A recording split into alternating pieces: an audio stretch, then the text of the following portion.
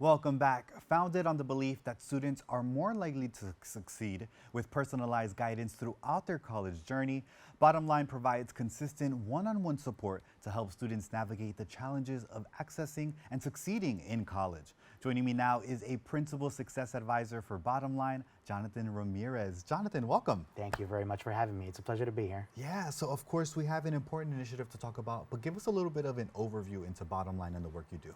So the way Bottom Line works is that we have students starting from junior year of high school all the way up through their college experience.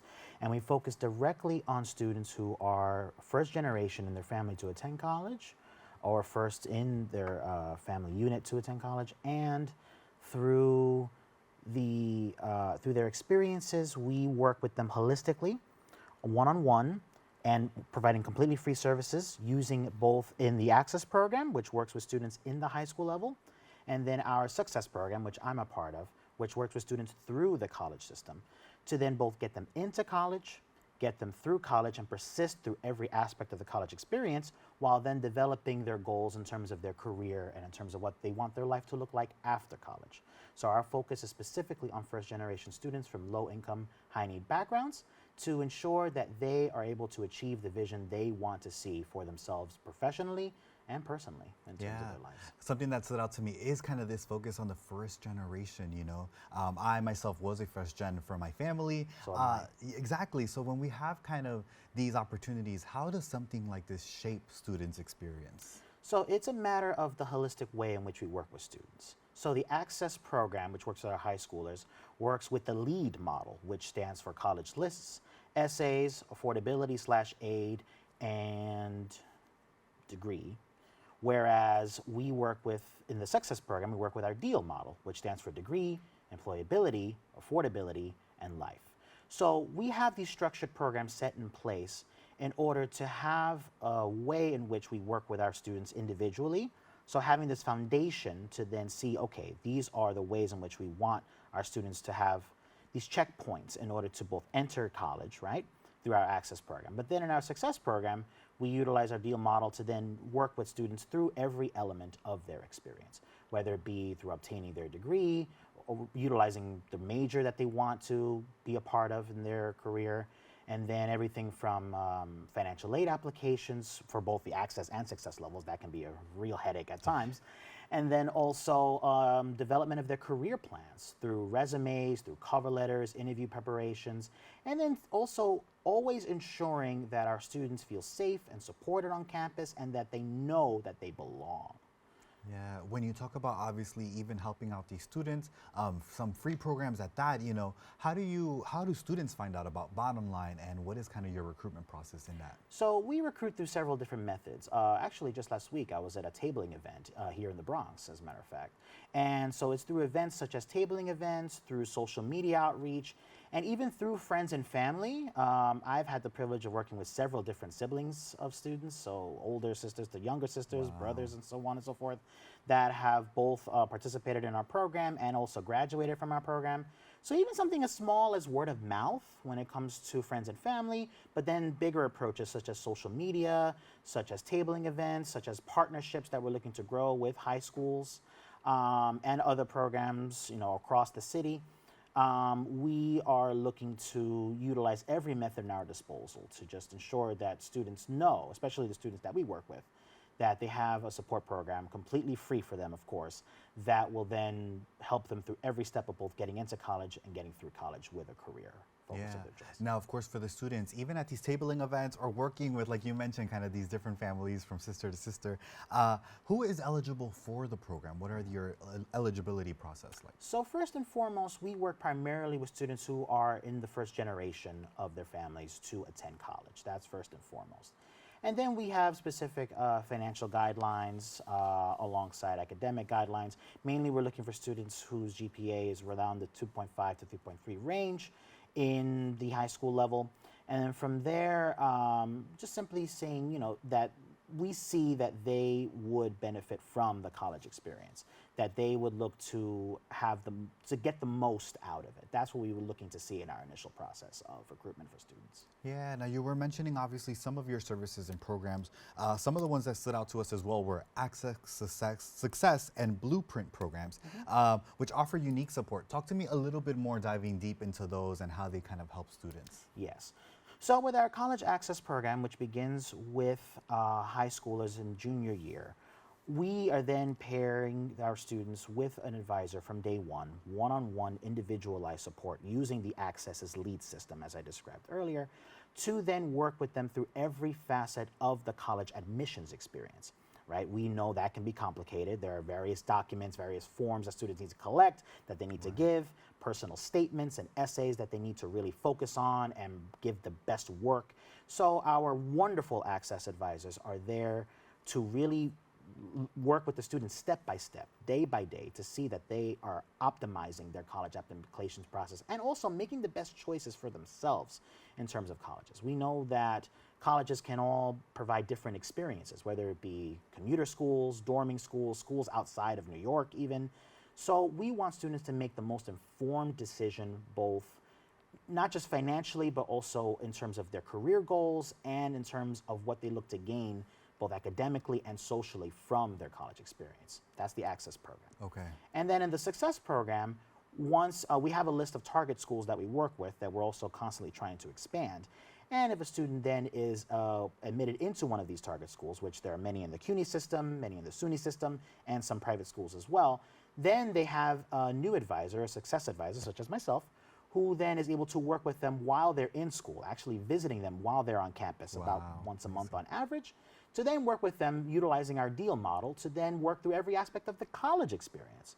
So that includes, again, picking out their major, working out scheduling, figuring out what resumes look like, optimizing them, cover letters, interview prep, career work, networking skills, alongside also knowing that there is a whole network of bottom line students, whether in their respective school or in their network of schools, that we can then connect them with, alongside professionals of our corporate partners as well, that they can learn about different career pathways, that they can collaborate with one another, that they can get to know one another, and then also work together in really creating that vision for themselves, that they too can succeed and work toward their career that they've always seen for themselves. Wow, that's incredible, obviously, to be with them throughout the whole journey.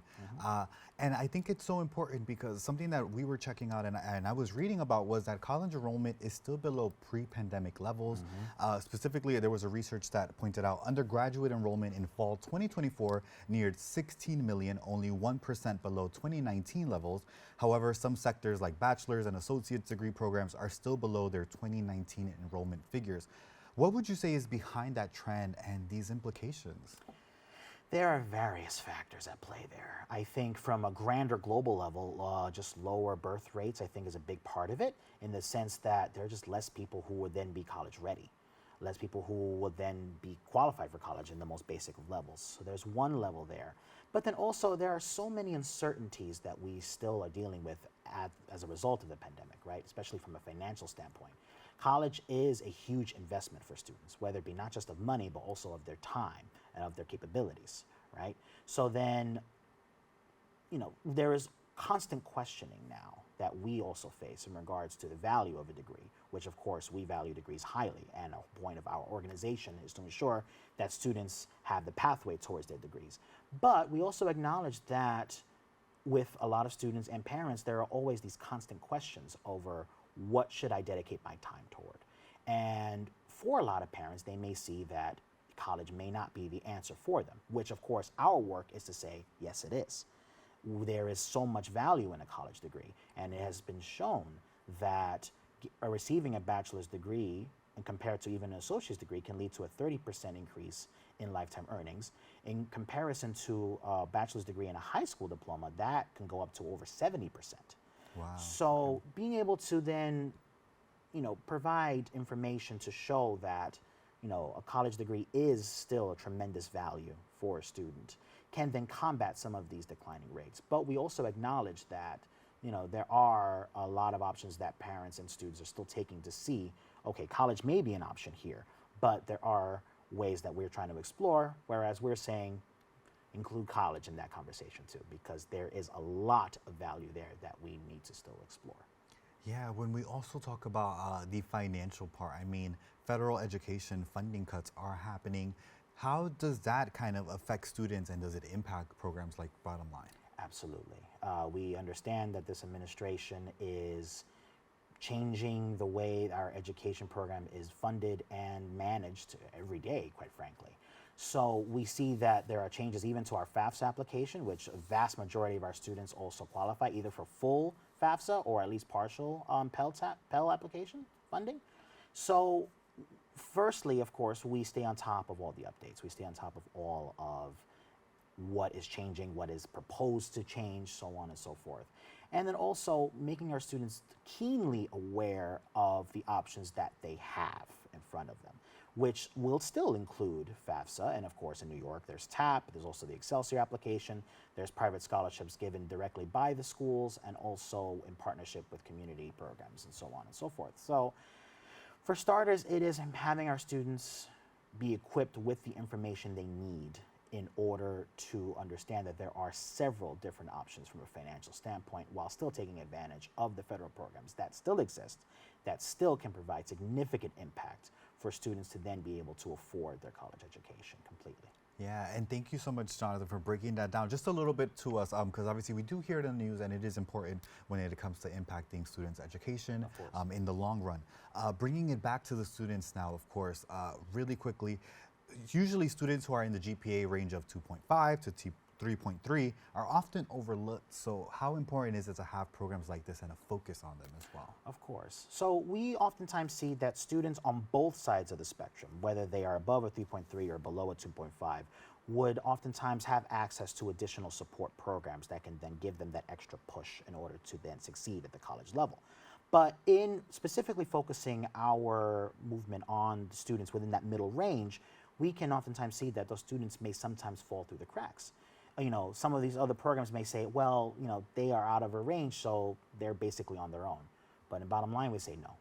We would want to work with these students to see that they can also receive the additional supports that can then give them the opportunities and the resources to also unlock their potential and have them see in themselves that there is plenty of opportunity to thrive, both academically and professionally in the college level as well. Simply because we may not qualify for other programs that focus on students on both sides of those spectrums, we then also want to see that there is plenty of resources and opportunities for you as well. Yeah, and I think something from what you mentioned right there, opportunity to thrive. I think that is such a good message. So with that, thank you so much, Jonathan, for being here with us. No problem. Thank you. Now, of course, to our viewers, to learn more about the programs they offer, please visit their website at bottomline.org. We've come to the end of our show today. I'd like to thank all of our guests for joining us, and of course, you, the viewers, for tuning in. If you've missed any part of today's show, you can catch the recablecast at 5 and 8 p.m. tonight on Optimum Channel 67 and Verizon Fios 33, or watch anytime on the web at BronxNet.org. You can catch a brand new episode of Open with Darren Jaime on Wednesday and with Rina Valentin on Friday. I'm Jonathan Calixto. Stay informed, stay inspired, and stay safe. Until next time.